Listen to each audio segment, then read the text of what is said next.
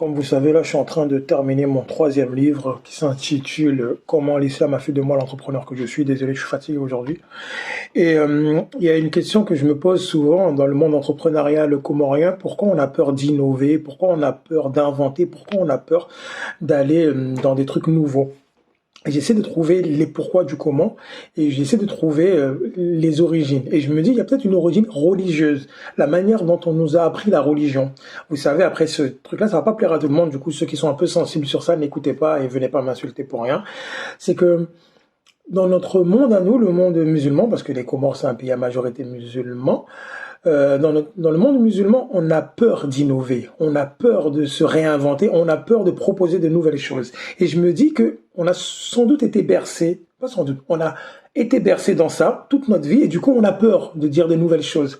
Pourtant, et c'est ce que je suis en train de noter, le Coran, le livre sacré des musulmans, l'un des livres sacrés des musulmans, parce qu'on en a plusieurs, il parle que de innovation, il parle que de réinvention, il parle que de nouveauté. Si vous prenez la sourate 13, verset 11, en vérité, Allah, Dieu, ne modifie pas l'état d'un peuple tant que celui-ci ne modifie pas ce qui est en lui-même.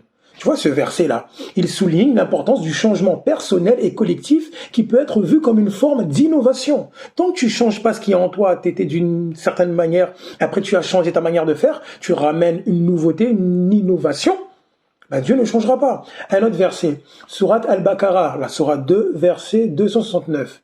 Il donne la sagesse à qui il veut, et celui à qui la sagesse est donnée, vraiment, c'est un bien immense qui lui est donné. Ce verset, pareil, ça met en avant l'acquisition de la sagesse et que l'on peut relier à la capacité de se réinventer. Si par exemple, Wedab, pour parler vulgairement, va acquérir la sagesse, va chercher la sagesse que c'est Dieu qui donne, mais va chercher à connaître, à apprendre de nouvelles choses. On continue. Surat Al-Mulk, 67, verset 15. C'est lui qui a fait de la terre un lit pour vous. Parcourez donc ces vastes étendues et mangez de ses provisions. Vers lui sera la résurrection. Pareillement, cela peut être interprété comme une invitation à explorer le monde, à découvrir, à innover, à rechercher des solutions pour subvenir aux besoins humains. Il nous a dit de parcourir le monde.